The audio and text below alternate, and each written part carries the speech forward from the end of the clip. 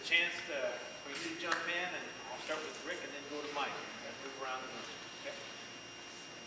I have a question for Randall. Thank you for your presentation, the clarity, and I think the collegial spirit is something I know I really appreciate. I've had a question for a while that bears on something you referred to. It's on the first page of your handout. It's under the second bold heading there. The question is, why can't God grieve over what he knows will happen when it happens? And along with that, you referred to, as you were presenting it, you referred to, I think it was Titus. I know there are those who take the position that God has absolute foreknowledge, and yet hold that still allows that when God experiences something, or when it actually happens, God can have an experience at that moment that's different from what he had before. Now, my question is how one can have it both ways, because it seems to me that if you attribute to God absolute foreknowledge, exhaustive foreknowledge, then he knows in advance everything that's going to happen, and that would also include how he will react to whatever happens. And if a person has full knowledge of what his reaction will be, it seems to me he already has the experience. So I have no idea what the occurrence of an event would actually contribute to it. I became a grandfather 5 months ago, as I have announced to every person I've been able to talk to at this conference, and I look forward to the arrival of this grandchild with great anticipation. I wondered what it would be like, and when it happened, it was amazing.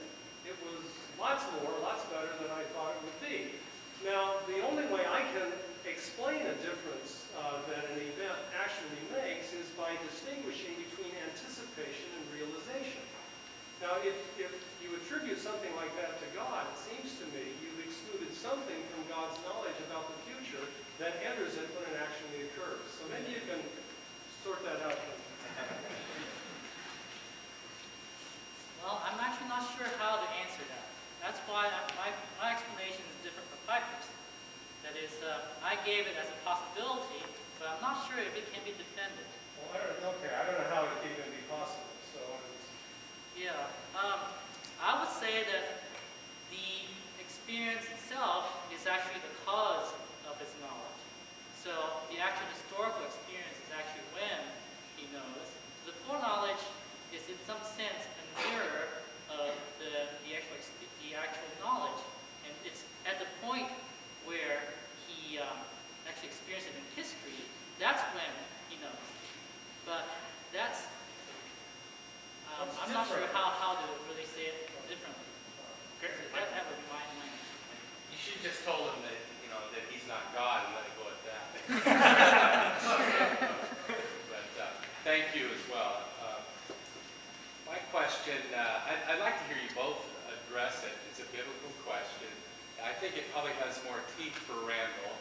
But since you mentioned Jesus' predictions about Peter and so on, and also cited the text from 1 Peter, I'm fascinated by this prayer of Jesus that's in all the Synoptic Gospels in Gethsemane.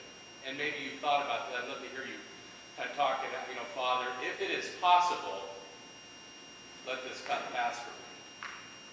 Nevertheless, not my will, but your will be done. It's that if it is possible, I mean, this is also kind of a Christological question, but I think it can stay pretty much within your discussion here. How would you interpret Jesus, the words of this prayer that are in Matthew, Mark, and Luke?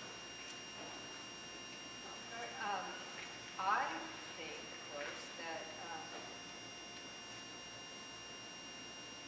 Jesus was truly praying that he really hoped that this cup could pass from him, and that it was dependent on what he learned from his prayers, his insights, his sense of God's answered prayer, and that he knew that by what unfolded, not necessarily by some kind of special inspiration, but then, the events that followed, he realized, this cup is not going to pass from me.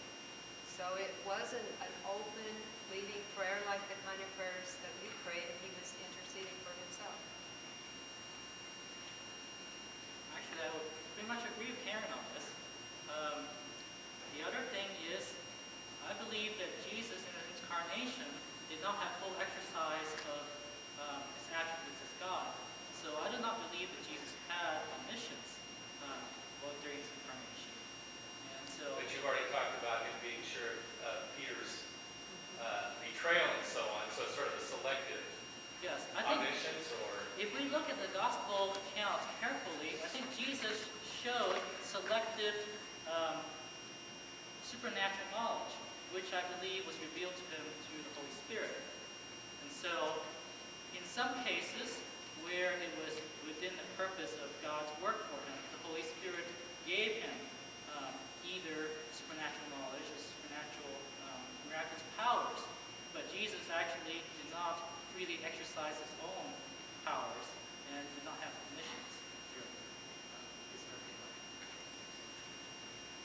Alan. This question is for Karen.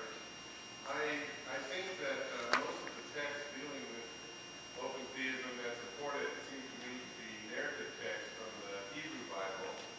But there's a number of interesting texts that might support a stronger understanding of God's predestination of events, where it looks like human freedom is, random or whatever, but actually God has not just known. I mean, knowing you can work with simple foreknowledge or whatever, but actually predestined the action with lots of people. And the one I'm thinking of is Acts 4, 27, 28. I mean, the background there is, the leaders of the early church have been released, and they're all in this prayer, they're praying together. And what they say is, in these verses, for truly in this city, Jerusalem, they were gathered together against your holy servant Jesus, and anointed both Herod, look at the cast of characters here, Pontius Pilate, along with the Gentiles and the people of Israel, to do whatever your hand and your purpose predestined to occur. Now you might say, well, this is the crucifixion, and so God had predestined all these moves and things, but how would that then fit with this idea that God's always respecting our freedom and the future is open and it's has been fixed together? I'd just like to know how you interpret that particular story. Okay. Well, that goes along with a couple of others in Acts along the same line, and some in Paul in Romans where he talks about predestination, and I just say Paul's Calvinist.